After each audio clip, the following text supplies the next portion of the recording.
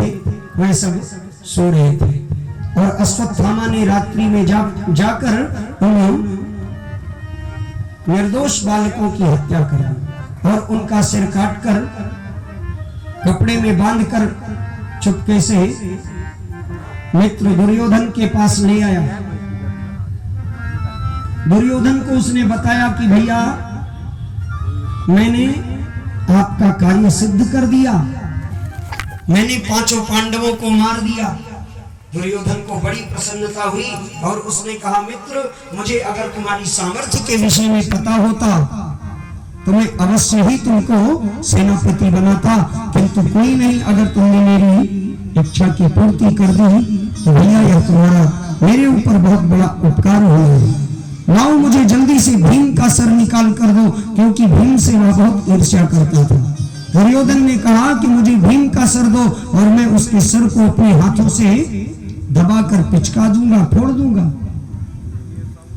भीम के पुत्र का चेहरा भीम से ही मिलता जुलता था, सो अंधेरे में अश्वत्थामा को चीजें समझ में नहीं आई। उसने भीम के पुत्र का सिर निकाल कर दिया और भीम के पुत्र का सिर जब दुर्योधन ने अपने हाथ में वज्रवत हाथ में लेकर दबाया तो वह सिर आसानी से पिचक गया और जो सिर आसानी से पिचका दुर्योधन को बड़ी ग्लानि हुई।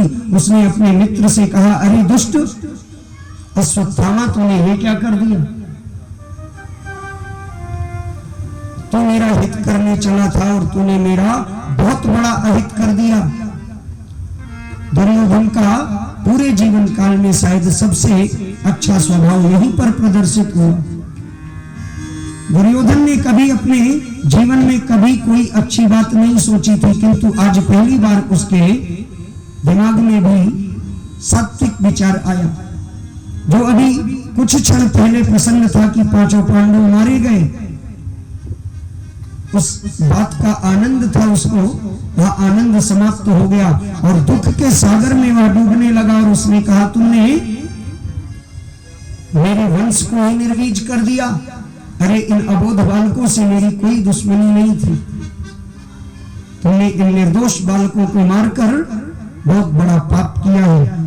ये जीवित रहते तो कदाचित हमको अपना पूर्वज जानकर मानकर गया जी में जब पिंड दान करने जाते तो हमारे नाम का भी पिंडा दे देते, हमें भी तिलांजलि दे देते, लेकिन तुमने तो हमारे वंश को ही निर्वीज कर दिया, हमको पानी देने वाला नहीं छोड़ा। दुष्ट, तो मेरा मित्र नहीं है, मेरे सामने से तत्काल हट जा। दुत्कार कर अश्वत्थामा को दुर्योधन ने वहां से भगा दिया और दुर्योधन को एक वरदान था कि जब एक ही समय पर सुख और दुख दोनों उपस्थित होगा तभी उसकी मृत्यु भी होगी। तो पांडवों की मृत्यु हुई यह जानकर उसे आनंद हुआ और अगले ही क्षण जब उसे पता चला कि यह जो मरे हुए बालक है यह पांडव नहीं पांडव पुत्र है, तो उसको अपार कष्ट हुआ और सुख दुख एक साथ उपस्थित हुआ तो उसकी मृत्यु हो गई। दुर्योधन मर गया। इधर द्रौपदी जी प्रातः काल उठकर अपने कक्ष में आई अपने बालकों को जगाने के लिए, तो उन्होंने देखा कि उनके बालकों का सर गायब है, धड़ रक्त से रंजित सैया पर पड़ा है। चित्कार कर उठी द्रौपदी, करुण क्रंदन करते हुए रोने लगी। माता शिशूनां निधनं सुतानां निशम्य घोरं परितप्यमानां तदा रुदद्वास्पकलाकुलाक्षी तां सांप्रयन्ना किरीटमानी। रुदन करती हुई अपने कक्ष से बाहर आई। अर्जुन जी 5 पांडव वहां पर दौड़े दौड़े आए, भगवान द्वारिकाधीश श्री कृष्ण भी आए और सबने द्रौपदी जी की वह स्थिति देखी, धैर्य बंधाने लगे। अर्जुन ने तुरंत प्रतिज्ञा कर ली कि जिसने हमारे बालकों की इस प्रकार नृशंस हत्या की है उस दुष्ट को मैं कदापि नहीं छोड़ूंगा, मैं उसका आज के आज वध कर दूंगा। द्वारिकाधीश को अपने साथ लेकर अश्वत्थामा के पीछे अर्जुन भागे और आता देख अश्वत्थामा भयभीत हुआ, तो उसको जब अपनी जीवन रक्षा करने का कोई उपाय नहीं सूझा, तो अश्वत्थामा ने ब्रह्मास्त्र का संधान कर दिया। अश्वत्थामा ने ब्रह्मास्त्र का संधान अर्जुन के ऊपर किया तो अर्जुन जी भयभीत हो गए, और भयभीत अर्जुन ने भगवान कृष्ण की शरण ग्रहण की। कृष्ण कृष्ण महाबाहो भक्तानाम भयंकर, तुम्हें को दहे माना संस्कृति। हे कृष्ण, हे महाबाहु, हमारी रक्षा करो, आप तो सभी भक्तों को अभय प्रदान करने वाले हैं, इस ब्रह्मास्त्र से हमारी रक्षा करो। भगवान ने मुस्कुराते हुए अर्जुन को धैर्य धारण कराया और कहा, अर्जुन, अश्वत्थामा ने ब्रह्मास्त्र का संधान किया है और तुम्हारे गुरु द्रोणाचार्य ने तुमको भी ब्रह्मास्त्र का ज्ञान दिया है, तुम्हारे पास भी ब्रह्मास्त्र है, तुम ब्रह्मास्त्र का संधान करो। और तुम्हारे गुरुदेव ने अश्वत्थामा से अधिक तुमसे प्रीत की है, तुम्हें ब्रह्मास्त्र का संधान करना भी सिखाया है और उसको वापस बुलाना भी सिखाया है, शांत करना भी सिखाया है। अपने ब्रह्मास्त्र का संधान करके अश्वत्थामा के ब्रह्मास्त्र सहित अपने ब्रह्मास्त्र को शांत करो। भगवान की आज्ञा पाकर अर्जुन जी ने वैसा ही किया और अश्वत्थामा को पकड़कर रस्सियों में जकड़कर अपने रथ पर डाल दिया, लेकर आए द्रौपदी जी के सामने पटक दिया। और जो द्रौपदी जी ने अश्वत्थामा को बंधा हुआ देखा तो धन्य है आर्य नारी। द्रौपदी जी अपने पुत्रों की मृत्यु का जो दुख था उसको भूल गए। उन्होंने तत्काल निवेदन किया कि हे तात, अर्जुन जी से कहा, स्वामी आप तत्काल प्रभाव से अश्वत्थामा को बंधु मुक्त करें, क्योंकि यह गुरुपुत्र है और गुरुपुत्र तो साक्षात गुरु के ही समान होता है। इन्होंने मेरे पुत्रों की हत्या की है, इस बात का मुझे दुख है और इस बात का मुझे क्रोध भी है, किंतु ये गुरुपुत्र है और गुरुपुत्र मतलब साक्षात गुरु द्रोणाचार्य ही आपके समक्ष बंधे पड़े हैं, इनको तत्काल छोड़ दो।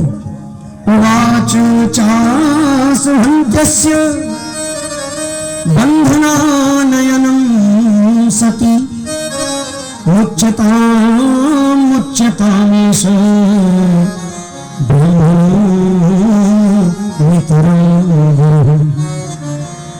इन्हें छोड़ो, ये ब्राह्मण है और उस पर भी आपके गुरु पुत्र है, तो साक्षात गुरु ही है, बंधन मुक्त करो इन्हें। अर्जुन जी ने कहा, हमारे 5-5 पुत्रों का शव अब भी सामने पड़ा है। द्रौपदी जी ने कहा, कोई बात नहीं, हमारे 5 पुत्रों का शव समक्ष है, किंतु हमारे पतियों का अवलंब हमें प्राप्त है। तात, आप 5 पतियों के सहारे में अपना जीवन व्यतीत कर सकती हूँ, किंतु एक बार गुरु माता गौतमी के विषय में विचार करो। गुरुदेव पहले ही युद्ध में वीर गति को प्राप्त हो चुके हैं और गुरुदेव की वीर गति प्राप्ति के बाद अब गुरु माता एकमात्र अवलंब अश्वत्थामा का लेकर जीवित है और कदाचित आपने अश्वत्थामा का भी वध कर दिया तो गुरु माता की स्थिति क्या होगी? गुरु माता को कौन संभालेगा, कौन उनको देखेगा? और मैं नहीं चाहती कि जो दुख, जो कष्ट मुझे प्राप्त हो रहा है वह हमारी माता को, गुरु माता को भी प्राप्त हो। इसलिए मैंने इनके द्वारा किए गए अपने अपकार को, जो इन्होंने हमारे पुत्रों की हत्या की है, उस अपराध को मैंने क्षमा किया, मैं भूल गई। आप तो बस उनको बंधन मुक्त करो। नारदस्य जननी गौतमी पति देवता यथामृत वत्सार्ता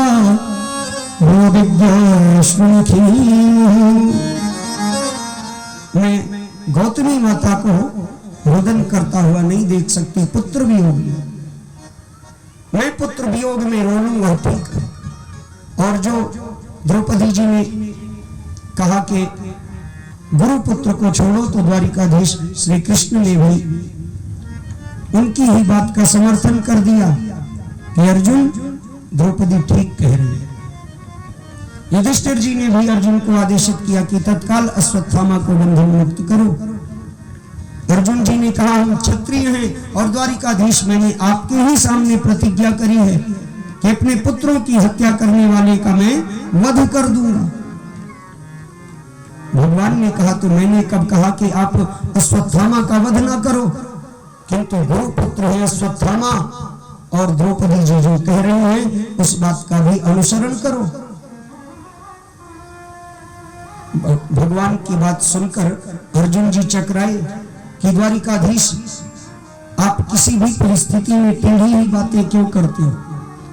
कभी तो सीधा बोल दिया करो सरकार, मैं ऊहापोह की स्थिति में हूं, किम कर्तव्य विमूढ़ हो चुका हूं, क्या करूं? मैंने प्रतिज्ञा की है, इसलिए मैं छोड़ नहीं सकता, और बड़े भैया का आदेश है, छोड़ दो। द्रौपदी जी भी निवेदन कर रही हैं कि गुरु पुत्र को छोड़ दो, और अब गुरु पुत्र है तो मुझको भी ऐसा लगता है कि उनको छोड़ दूं, किंतु मेरी प्रतिज्ञा का क्या होगा? भगवान ने कहा, अर्जुन, ब्रह्म बंधुर्न हंतव्य, ये ब्राह्मण है और ब्राह्मणों की कभी हत्या नहीं की जाती। अर्जुन जी ने कहा, ठीक है, आप कहते हो तो मैं इनको छोड़ दूंगा। लेकिन अगले ही क्षण भगवान ने कहा, आतताई वधारण्य, किंतु आतताई कोई भी हो उसको छोड़ना भी नहीं चाहिए। अर्जुन जी ने सिर पकड़ लिया कि प्रभु, आप कहना क्या चाहते हैं? मारना है या छोड़ना है? कुछ तो मार्गदर्शन करो। भगवान ने कहा कि तुमको गीता का उपदेश किया था, उसका कुछ भान करो। अर्जुन जी समझ गए कि प्रतिष्ठित व्यक्ति को, सम्मानित व्यक्ति को उसके पद से च्युत कर दिया जाए, उसकी प्रतिष्ठा को ठेस पहुंचा दी जाए, तो यह क्रिया भी उस व्यक्ति के वध के ही समान है। अगर किसी सम्मानित व्यक्ति का आपने अपमान कर दिया तो आवश्यक नहीं कि आप ब्राह्मणों का शारीरिक वध करें। ब्राह्मण के शारीरिक वध का आदेश नहीं है। शास्त्र कहता है कि संभावित प्रतिष्ठित सम्मानित व्यक्ति का अपमान भी कर दिया जाए तो वो वध के ही समान होता है, क्योंकि वध करने पर आपने एक ही बार में उसको उसके शरीर से मुक्त कर दिया। लेकिन जब आपने अपमान कर दिया तो वह अपमान वाली बात उस व्यक्ति को जब तक याद रहेगी या जब जब याद आएगी तब तक वह कष्ट भोगेगा, कष्ट पाएगा, और तब तब उसको मृत्यु के समान ही दुख होगा, भय होगा। अर्जुन जी समझ गए और उन्होंने अश्वत्थामा के बाल काट दिए और अश्वत्थामा के मस्तक पर एक मणि थी, उस मणि को निकालकर शिविर से धक्के मार के बाहर कर दिया। अश्वत्थामा ने जब अपमान देखा तो उसने प्रतिज्ञा की कि अब मैं वास्तव में पांडवों को निर्बीज कर दूंगा, निर्वंश कर दूंगा। अश्वत्थामा को पता था कि युद्ध में वीर गति को प्राप्त हुए अभिमन्यु जी की पत्नी है उत्तरा, और उत्तरा गर्भवती। अश्वत्थामा ने पुनः ब्रह्मास्त्र का संधान किया और इस बार ब्रह्मास्त्र का संधान अश्वत्थामा ने उत्तरा के गर्भ पर किया। और जब उत्तरा के गर्भ पर अश्वत्थामा ने वह तप्त बाण संधान किया ब्रह्मास्त्र का कि उत्तरा का जो गर्भ है वह जलकर भस्म हो जाए, तो उत्तरा भागी भागी आई। उस समय भगवान ने पांचों पांडवों को अभयत्व वरदान देते हुए द्वारिका जाने की तैयारी कर ली थी। मैया कुंती और द्रौपदी पांडवों के साथ भगवान को द्वार तक छोड़ने आई थी। भगवान ने कहा, बुआ जी, मुझको युद्ध के पहले से ही यहाँ आए काफी समय हो गया, अब हमारे द्वारिकावासी हमारा दर्शन लाभ चाहते हैं, सब हमारी प्रतीक्षा कर रहे हैं, अब मैं चलना चाहता हूं। तो तो सभी पांडव भगवान को विदा करने के लिए द्वार पर आए थे। भगवान का एक पैर रथ पर और एक हाथ रथ को भगवान ने पकड़ रखा था, दूसरे हाथ से भगवान अभयत्व का वरदान दे रहे थे अर्जुन नकुल सहदेव को। और उसी समय महल से उत्तरा भागी भागी आई। पाहि पाहि महायोगिन देवदेव जगत्पते नान्यं तदभयं पश्ये यत्र मृत्युः परस्परम्। पाहि पाहि महायोगिन देवदेव जगत्पते, चीखती पुकारती हुई उत्तरा भगवान के श्री चरणों में आकर गिरी कि भगवान पाहि पाहि महायोगिन, हे योगी राज, हे कृष्ण हमारी रक्षा करें। देव देव जगतपते, हे जगतपति भगवान हमारी रक्षा करें। नान्यम तद्वयम पश्ये, आपके अलावा कोई दूसरा मेरी रक्षा करने वाला मुझे दिखाई नहीं पड़ रहा और मृत्यु मेरी सन्निकट है। इस समय एकमात्र आप ही हो जो मेरी रक्षा कर सकते हो। अभिप्रवति नामीश ससरसरस्त तप्तायशो विभो कामं दहतु नाथ नामे गर्भे निपात्यते। यह जलता हुआ जो तप्त लौह बाण मेरे गर्भ पर संधान हुआ है, इसकी ज्वलंत किरणें, इसके द्वारा जो ताप निकल रहा है उसके ताप से मेरा गर्भ संतप्त हो रहा है और ऐसा मालूम पड़ रहा है कि गर्भ के साथ मैं भी भस्मीभूत हो जाऊंगी। कामम दहतु नामनाथ, किंतु हे कृपालु, हे दयालु, मेरा गर्भ नष्ट हो जाएगा तो आपकी प्रतिज्ञा टूट जाएगी। मैं जीवित रहूं ना रहूं इस बात की मुझे कोई चिंता नहीं। आप मेरी रक्षा करो ना करो यह भी मैं आपसे नहीं कहती, किंतु मेरे गर्भ की रक्षा करो, क्योंकि अगर मेरा गर्भ नष्ट हो गया तो आपकी प्रतिज्ञा का क्या होगा। आपने जो प्रतिज्ञा की है कि मैं पांडवों को कभी निर्वंश नहीं होने दूंगा, प्रभु आपकी प्रतिज्ञा टूट जाएगी और मुझे अपनी चिंता नहीं है, अपने गर्भ की चिंता नहीं है, मुझे तो आपकी प्रतिज्ञा की चिंता है। बड़ी चतुराई से देवी उत्तरा ने भगवान की शरण ग्रहण की। कामम दहतु नामनाथ, आप मेरी रक्षा करें, मेरे गर्भ की रक्षा करें और सबसे ज्यादा अपने वचनों की रक्षा करें। भगवान ने उत्तरा को देखा, मुस्कुराए, उत्तरा से कहा, पुत्री तुम एक बार मातृत्व भाव जागृत करो मेरे प्रति। और जो उत्तरा ने मातृत्व भाव ग्रहण किया, भगवान अंगुष्ठ मात्र के होकर उत्तरा जी के गर्भ में प्रवेश कर गए। धन्य है परमात्मा द्वारिकाधीश श्री कृष्ण, जिनकी दीन बंधुता और भक्त वत्सलता इतनी दिव्य है कि भगवान का कभी गर्भ में प्रवेश नहीं होता। भगवान ने 24 अवतार लिए, हम भगवान का जन्मोत्सव अवश्य मनाते हैं, किंतु भगवान का कभी जन्म नहीं होता, भगवान का अवतार होता है और भगवान सदा सर्वदा प्रकट होते हैं। भगवान कभी जन्म नहीं लेते, क्योंकि भगवान गर्भ में प्रवेश ही नहीं करते। भगवान तो अजन्मा है।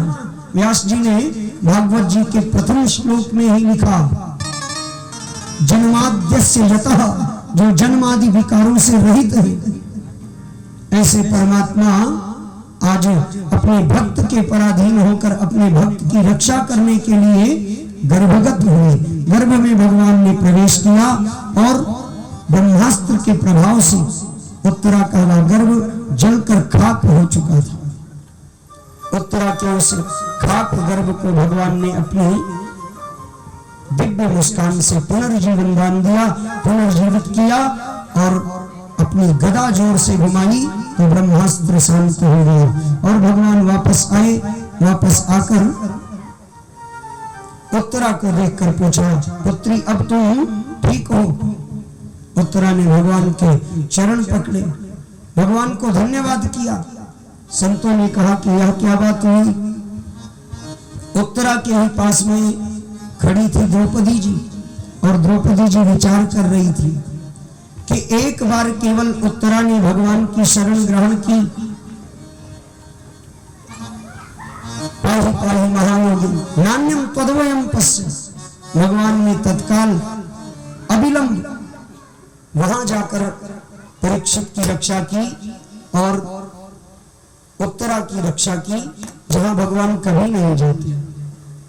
और मैंने भरी सभा में कितनी देर तक गोविंद को बुलाया था, किंतु भगवान नहीं आए थे।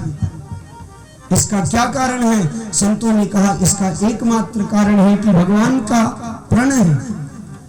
भगवान कहते हैं कि एक बार कोई अनन्य भाव से कहे तो कि प्रभु तवास्मी, हम तुम्हारे हैं, उसके बाद मैं उसको सब प्रकार से अभयत्व प्रदान करूंगा। किंतु उसके लिए आपको कहना पड़ेगा कि प्रभु तवास्मी, हम तुम्हारे हैं।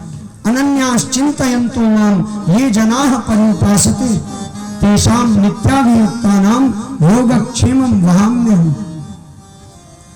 5 पांडव खड़े हैं, गांडीवधारी अर्जुन जी खड़े हैं, जिनकी धनुष की प्रत्यंचा मात्र खींच देने पर बड़े बड़े सूरवीरों के कलेजे कांप जाया करते थे। ऐसे अर्जुन जी के सामने भी देवी उत्तरा ने किसी से शरण में जाकर अपनी रक्षा की गुहार नहीं करी, सीधे भगवान की ही शरण में गई और कहा नान्यम त्वद्भयं पश्य, आपके सिवाय इस संसार में कोई मुझे मेरी रक्षा करने वाला या मेरे गर्व की रक्षा करने वाला दूसरा कोई दिखाई ही नहीं पड़ रहा। प्रभु हमारी रक्षा करे, हमारे गर्व की रक्षा करे। तो जब अनन्य भाव से शरणागति ग्रहण की तो भगवान ने तत्काल रक्षा की। वही द्रौपदी जी जब दुर्योधन के सामने 5 पांडव द्रौपदी जी को जुए में हार गए, दुर्योधन ने दुशासन को आदेशित किया कि जाओ और जाकर द्रौपदी को भरी सभा में लाकर निर्वस्त्र कर दो। दुशासन गया, द्रौपदी जी को जबरन खींच कर लाने लगा तो द्रौपदी जी ने गोविंद की शरण नहीं ग्रहण की। द्रौपदी जी माता गांधारी को बुलाने लगी, बचाओ मातो गांधारी। मैया गांधारी को बुलाया कि मैया गांधारी आप हमारी रक्षा करें दुशासन से। मैया गांधारी अपनी आंखों पर पट्टी बांधकर चलती थी। जब तक आई दुशासन द्रौपदी जी को खींचकर सभा में ले आया। सभा में आने के बाद द्रौपदी जी ने देखा भीष्म पितामह बैठे हैं, द्रोणाचार्य कृपाचार्य बैठे हैं, महाराज धृतराष्ट्र भी उसी सभा में बैठे हैं। तो द्रौपदी जी ने फिर भगवान को नहीं बुलाया, द्रौपदी जी ने अपने पितामह प्रपितामह की शरण ग्रहण की। कहने लगी शेष जन रहिले जुआ जब देखत कैसे धराइन जुआ पेरे, काहे बदे क्यों बोलत ना का सब कीमती गई मेरी। खेल बहुत भेले जग में पर अजहु न देखी कहीं ऐसन खिलाई। द्रौपदी जी ने कहा आज तक बहुत खेल हमने देखा जीवन में, लेकिन ऐसा खेल कहीं नहीं देखा जहां पर लोगों ने एक स्त्री को दांव पर रख दिया, अपने 5 पतियों की ओर देखा कि आप सबने मुझे जुए में दांव पर कैसे लगा दिया, अब मेरी रक्षा कौन करेगा। और जब सबको बुलाकर थक गई, सबकी ओर निहार कर हार गई, तो द्रौपदी जी ने अपने दोनों हाथों से अपनी साड़ी पकड़ ली और अपने वस्त्र को मजबूत हाथों से पकड़कर खड़ी हो गई। और उनके मन में यह भाव था, यह विचार था कि नहीं, मैं दुशासन को अपने वस्त्र को खींचने नहीं दूंगी, अपनी साड़ी ही खींचने नहीं दूंगी। द्रौपदी जी ने हाथ पकड़ लिया, अपने हाथों से साड़ी पकड़ ली और पकड़ के दुशासन को ललकारने लगी। खींच दुशासन जोर लगाई के, 13 हमारे जो वे सुनते हैं, भौजी की गोदी नहीं है तब विश्वास हमें हरि नाही भूले। भगवान के लिए बात तो कर रही है किंतु अपने हाथों से साड़ी को पकड़ रखा है। कहा दुशासन तू जोर लगाकर खींच, जितनी ताकत हो उतनी ताकत लगाकर खींच साड़ी। और एक बार मेरी टेर द्वारिकाधीश तक पहुंच गई तो भाभी के साथ बैठे होंगे, उसके बाद भी मुझे विश्वास है कि वो मेरी सुध लेने जरूर आएंगे। देर लगी न अबेर लगी, बिरना हिरना अस धावत आई है। देर लगी न अबेर लगी, बन के बिरना हिरना अस धावत आई है। भौजी के साथ मही है तो विश्वास हमें हरि नाही भूले। साड़ी पकड़कर दुशासन को ललकार दी और भगवान नहीं आए। भगवान बैठे द्वारिका में द्रौपदी जी के बातों को सुन रहे हैं। रुक्मिणी जी भगवान से कहने लगी कि प्रभु द्रौपदी जी की लाज सभा में आज ताक पर है और अगर आप नहीं गए तो अनर्थ हो जाएगा। भगवान ने कहा रुक्मिणी मैं तो जाने को तैयार बैठा हूं, एक बार केवल कह तो दे अनन्य भाव से द्रौपदी कि गोविंद आप ही मेरी रक्षा कर सकते हैं, आप ही हमारे रक्षक हैं। अरे पूरा नाम ना ले, केवल गो कह दे, केवल बिंद कह दे, कुछ कह दे, लेकिन अनन्य भाव से।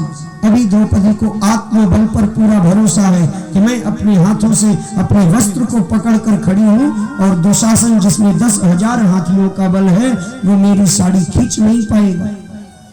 भगवान कहते हैं अनन्य भाव होना चाहिए, मुझ पर भरोसा तो करके देखो कि मैं तुम्हारी रक्षा करूंगा या नहीं करूंगा। द्रौपदी जी भगवान को उलाहना देने लगी। गाढ़े में जो बिसरई बाहरी, तब जा तू से हम बोलब नहीं।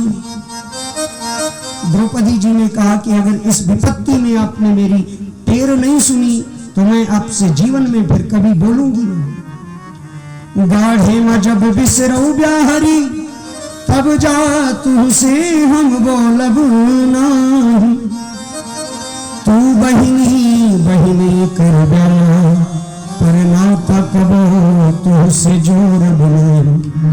बहन बहन कहकर आप मुझसे बात करने की चेष्टा करोगे किंतु हम आपकी ओर देखेंगे नहीं। भगवान नहीं आ रहे। द्रौपदी जी ने आगे कहा सावन न बांधे बदे तो होके, जरई हम ताल में बोरब नहीं। सावन में बहनें पूर्णिमा में अपने भाई के कलाई पर आजकल रक्षाबंधन बांधती हैं। पहले जरई को 1 महीने पहले ही तालाब में बोर दिया जाता था और जब वह कुछ बड़ी हो जाती थी तो उसी को बहनें अपने भाइयों की कलाई पर बांधती थी। द्रौपदी जी ने कहा सावन में बांधे बदे तो होके, जरई हम ताल में बोरब नहीं। माघ में जो खिचड़ी में बा, गठरी से जाए खून बने। माघ के महीने में जब मकर संक्रांति के अवसर पर आप मेरे लिए खिचड़ी भेजोगे ना तो वह गठरी में बंधे बंधे सड़ जाएगी, किंतु मैं उसको खोलूंगी नहीं।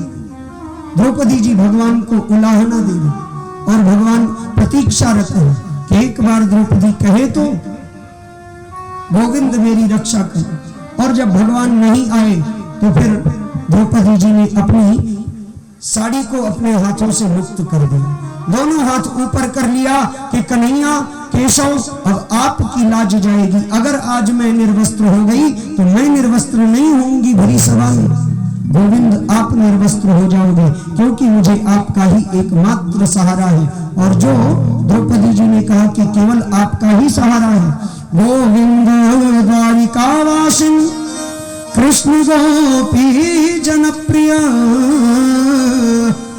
कौरवै परिभूतानां न जाना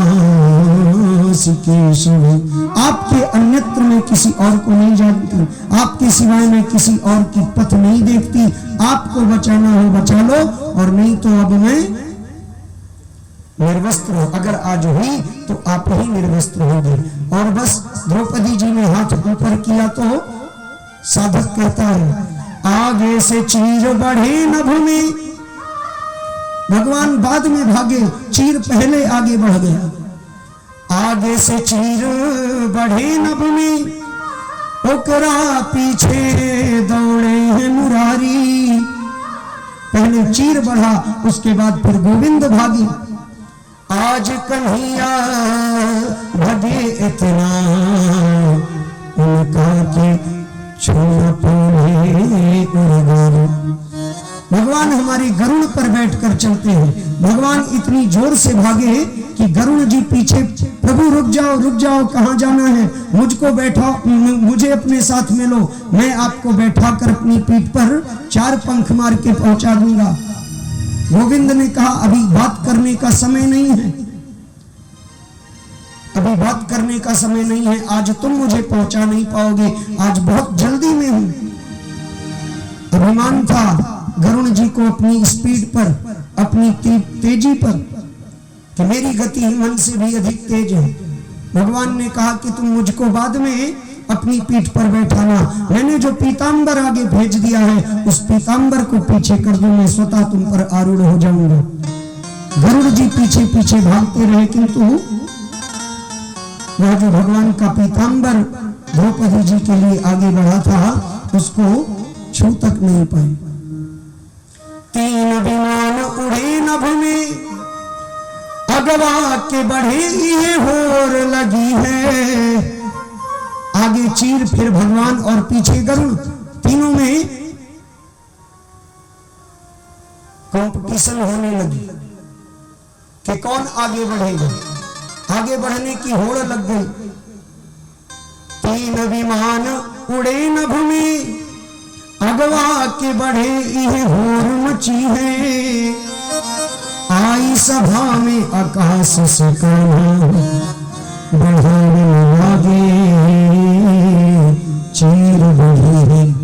भगवान द्वारिकाधीश कौरव सभा में एक किनारे आकाश में खंबे के पास में प्रकट हो गए, और उनके हाथ से भगवान के बहन की लाज न जाने पाए, इसलिए वस्त्र प्रकट हो गया।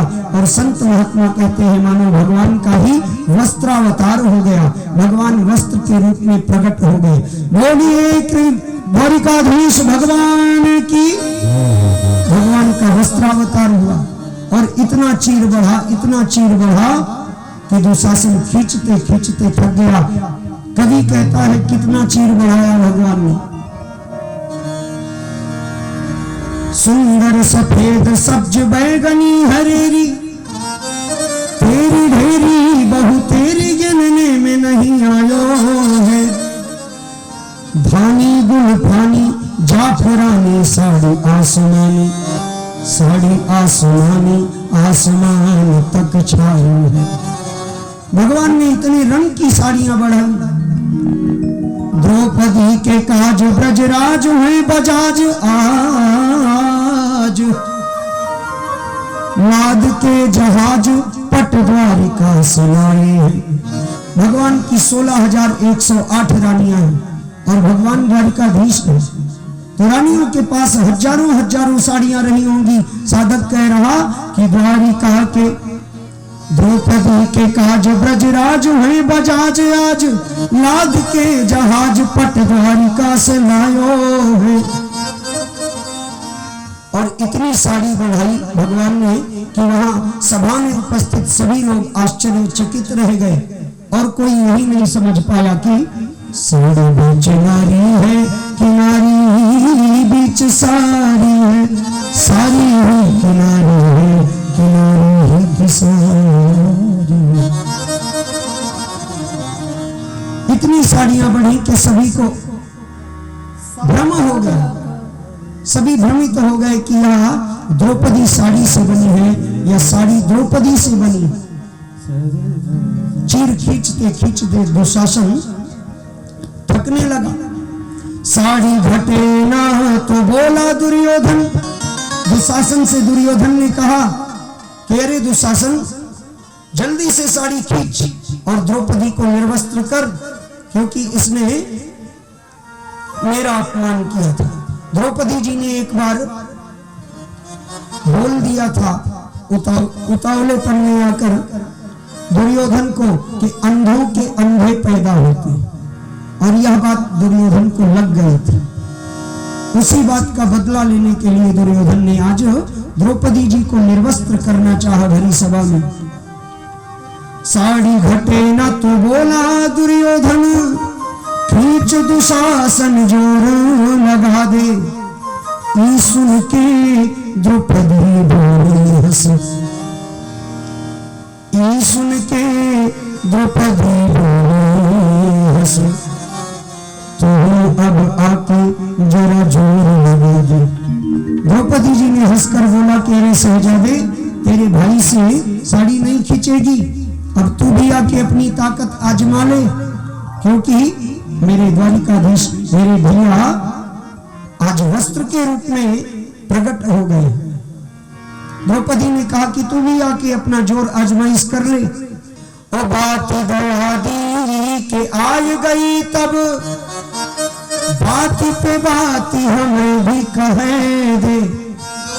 द्रौपदी ने कहा कि जब तुम उस दिन का बदला ले रहे हो तो अब चलो बदला ही ले लिया जाए।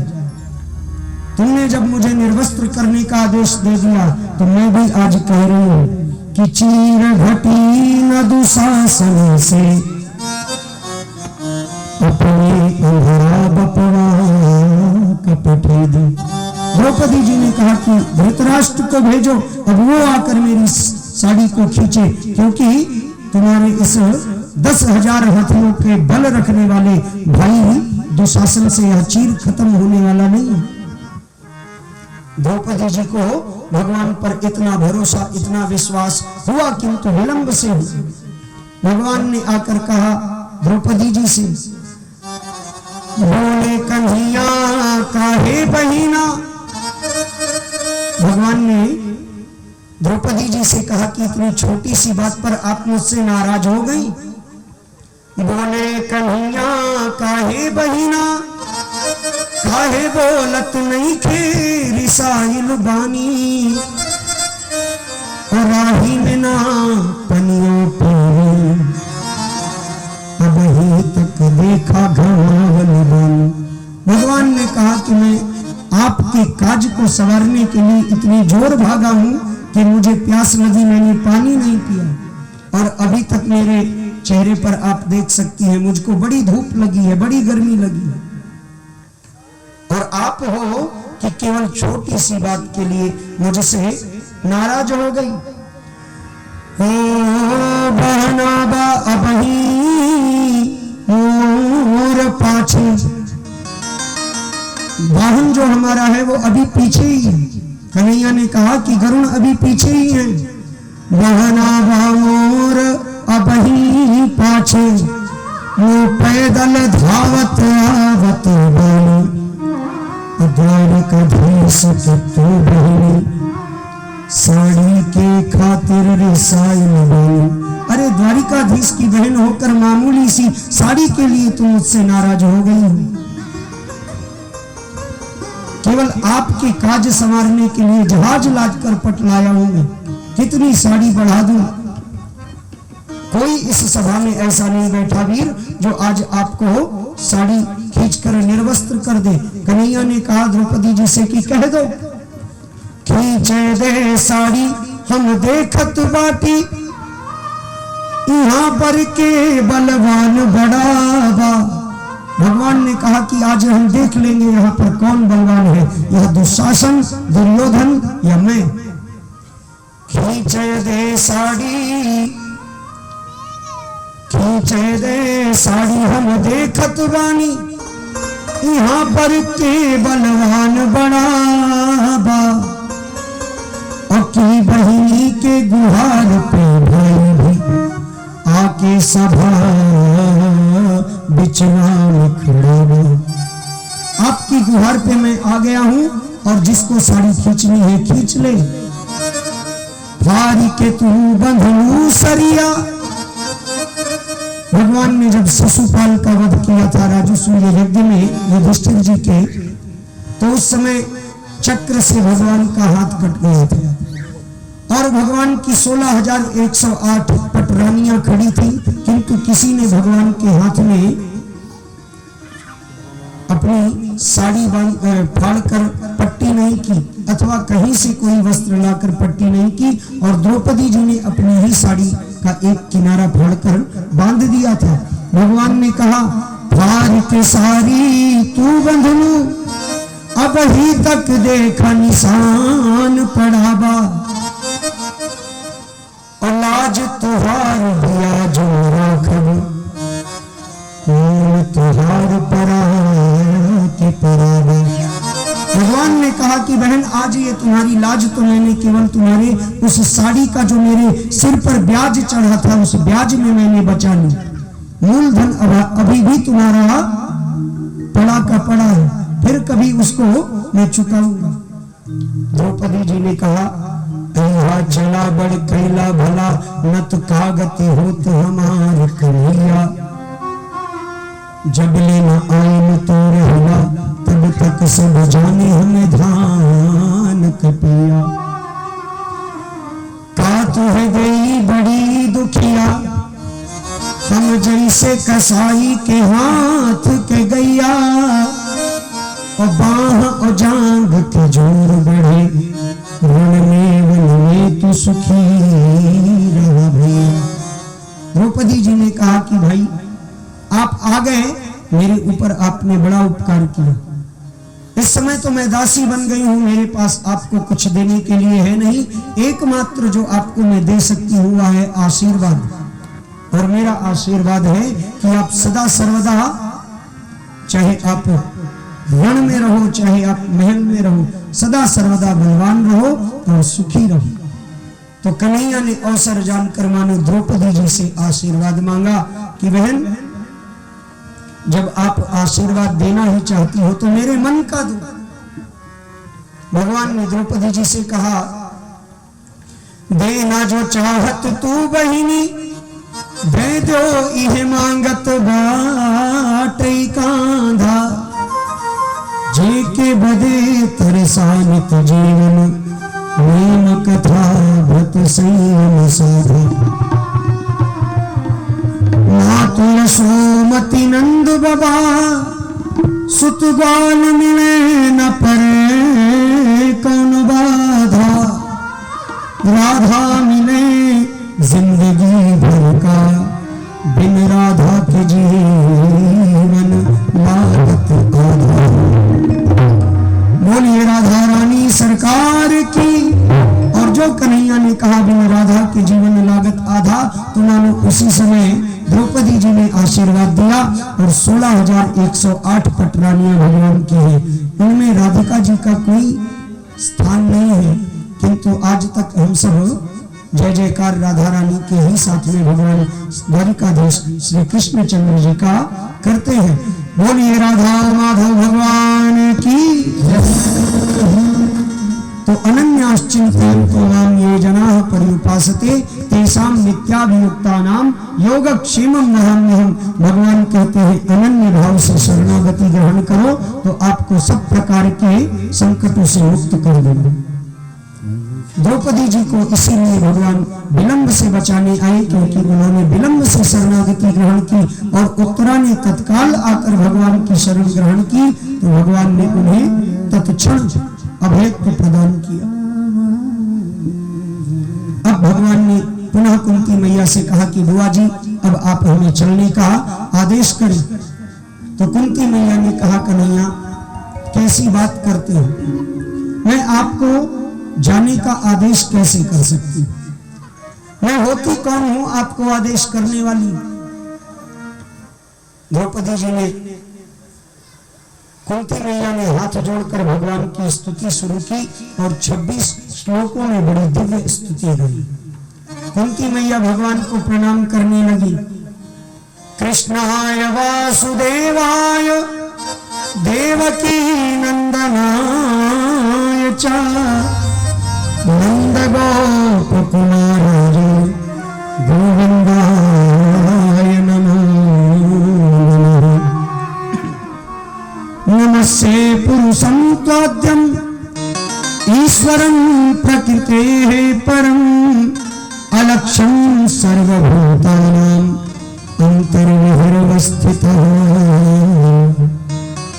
नमः पंकजनाभाय नमः पंकजमालिने नमः पंकजनेत्राय नमस्ते पंकजांघ्रे। मैया कुंती ने हाथ जोड़कर भगवान की स्तुति की।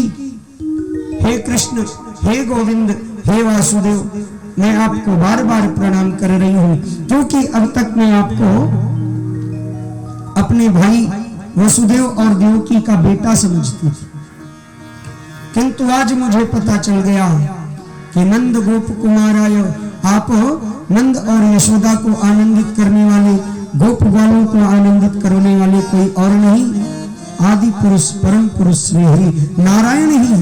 नमस्ते पुरुषम स्वाद्यम ईश्वरम प्रकृतेः परम। भगवान ने कहा, बुआ जी उल्टी गंगा क्यों बहा रही हो? अरे मैं आपका भतीजा हूं और मैं आपको प्रणाम करूं, यह नियम है। कुंती मैया ने कहा कि प्रभु बुआ बुआ करके आपने सदा सर्वदा हमको माया मोह के पास में बांधे रखा, लेकिन आज मैं आपको पहचान गई और मैं अपने भतीजे को प्रणाम नहीं कर रही हूँ। नमस्ते पुरुषम स्वाद्यम ईश्वरम प्रकृतेः परम। मैं उस परम पुरुष, उस प्रकृति पुरुष, आदि पुरुष श्री हरि नारायण को प्रणाम कर रही हूँ, जो सभी भूतों के अंदर और बाहर समान रूप से स्थित है, उपस्थित है। प्रभु, मैं अपने भतीजे को प्रणाम नहीं कर रही हूँ और मैंने आपको एक बार नहीं कई बार पहचाना कि आप भगवान हैं, लेकिन जब जब मैंने आपको पहचाना कि आप भगवान हैं, आपने बुआ जी बुआ जी बुआ जी करके माया के चक्कर में मुझे फंसा दिया और मैं पुनः आपको भतीजा जी समझकर आपके साथ घुल मिल गए। किंतु मैंने आज आपको वास्तव में पहचान लिया जब आपने कहा, बुआ जी अब हम जाना चाह रहे हैं। प्रभु, जब तक हमारे जीवन में दुख था तब तक आप अखंड रूप से हमारे साथ सदा सर्वदा उपस्थित रहे। हमारे दुखोपभोग में आप हमारे साथ थे, हमारे दुख में आपने हिस्सेदारी ली, भागीदारी ली। और अब जब हमारे पांचों बेटा युद्ध जीतकर राज्य सुख प्राप्त कर रहे हैं और हम आपको कुछ आपकी सेवा कर सकते हैं, आपको कुछ आनंद प्रदान कर सकते हैं, तो आप है कि कह रहे हैं बुआ जी अब हमको चलने की अनुमति दीजिए। तो प्रभु, मैं समझ गई आप परमात्मा हैं और जब मेरे जीवन में दुख रहता है तो आप हमारे दुख से निवृत्ति कराने के लिए हमारे साथ उपस्थित हो जाते हैं। और जो दुख समाप्त हुआ, सुख आया, तो आपने तुरंत कह दिया, बुआ जी अब हम चलना चाहते हैं। मैं आपको समझ गई और एक बार नहीं कई बार समझी। जब इस संसार में कौन अपना है, कौन पराया है, कौन मित्र है, कौन शत्रु है, इस बात का कोई ज्ञान नहीं था। मेरे बेटा भीम को विषाक्त लड्डू खिलाया गया, उससे उसको किसने बचाया? आपने ही प्रभु। लाक्षागृह में कौरवों ने हम सबको जीवित जलाने का प्रयास किया, वहां तो आप नहीं थे, किंतु आप वहां भी पहुंच गए कैसे? भतीजे नहीं, आप परमात्मा हैं और सभी भूतों में सब प्रकार से ईशावास्यमिदं सर्वम, सब जगह आप समान रूप से विद्यमान हैं। और जब हम पर संकट आया, हमारी रक्षा करने के लिए आप पहुंच गए। और सबसे बड़ा आश्चर्य, यह जो महाभारत रूपी समुद्र था, इसमें भीष्म पितामह, द्रोणाचार्य, कृपाचार्य, कर्ण, दुर्योधन जैसे बड़े बड़े तिमिंगल थी, बड़ी बड़ी मछलियां थी, जो एक बार अपना मुख खोलती तो हमारे पांचों बेटों को निगल जाती, किंतु उनसे आपने हमारे बच्चों की रक्षा सहजता से कर दी। इतनी आसानी से आपने रक्षा कर दी कि विश्वास ही नहीं होता। और अब जब जीवन में सुख आया तो आप जा रहे हैं। प्रभु आप जाना चाहते हैं तो जाइए, किंतु मैं एक वरदान चाहती हूँ, वह वरदान मुझे देते जाइए। भगवान ने मुस्कुराते हुए कहा कि बुआ जी मांगिए। तो कुंती मैया ने कहा, सुख के माथे सिल पड़े जामे हरि हृदय से जाय, बलिहारी वो दुख की जामे हर पल नाम जपे। कुंती मैया ने कहा, प्रभु आप मुझे दुख दे दो, इस सुख की मुझे कोई आवश्यकता नहीं है, क्योंकि जब तक मेरे जीवन में दुख था साक्षात नारायण के रूप में आप मेरे साथ विद्यमान थे, और अब जब सुख आया है तो आप जाना चाहते हैं, तो इस सुख का मैं क्या करूंगी? उस सुख का मैं क्या करूं जिस सुख के आते ही भगवान मेरे पास से जाएंगे। भगवान से दुख मांगने लगी। और संत महात्माओं ने कहा कि कुंती मैया ने गलत वरदान मांग लिया। भगवान भला कभी किसी को दुख दे सकते हैं? भगवान दुख कैसे दे सकते हैं? जो भगवान आनंद और आनंद का समुद्र है, सुख की राशि है। गोस्वामी जी ने लिखा, जो आनंद सिंधु सुख राशि, जो आनंद सिंधु सुख राशि, जो आनंद सिंधु सुख राशि।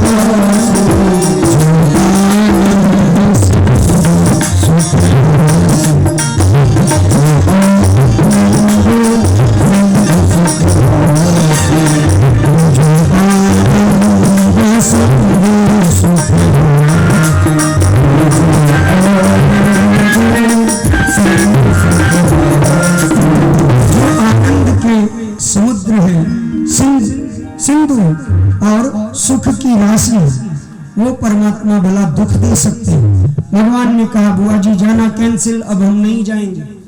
भगवान रुक गए और रुकने के बाद कुछ कार्य बाकी था। भीष्म पितामह की याद आई। भीष्म पितामह बाण की सरसैया पर लेटे भगवान की प्रतीक्षा कर रहे थे कि भगवान मुझे दर्शन दे और मैं अब भगवान के धाम को गमन करूं, मृत्यु लोक छोड़कर प्रस्थान करूं। और युधिष्ठिर जी सदा सर्वदा दुखी रहते थे कि मेरे कारण इतना बड़ा महाभारत का युद्ध हुआ और मेरे कारण इतनी इतनी माताओं की गोद सुनी हो गई, इतनी इतनी सौभाग्यवती स्त्रियों की मांग सुनी हो गई। इन सब का कारणभूत एकमात्र खुद को समझते थे युधिष्ठिर जी।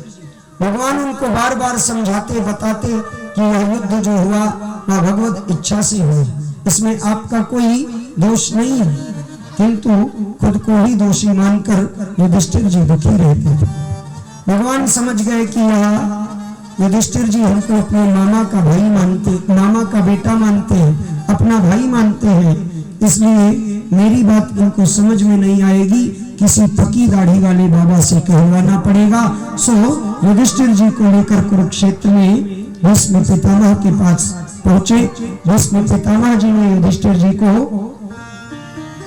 भगवान ने जो इच्छा प्रकट की उन्हीं बातों को भीष्म पितामह जी ने युधिष्ठिर को समझा दिया और राजधर्म, दान धर्म, स्त्री धर्म, कई प्रकार के धर्मों का निरूपण करते हुए उन्हें सांत्वना दी और धैर्य बंधाया कि सब कुछ करने कराने वाला परमात्मा है। तुम इसको अपना कारण मत समझो कि आप कारण हो इस युद्ध के, सब परमात्मा की इच्छा से होता है। और परमात्मा की इच्छा मानकर तुमको अब राज्य मिला है तो राजपाट करो और प्रजा का पुत्रवत पालन करो।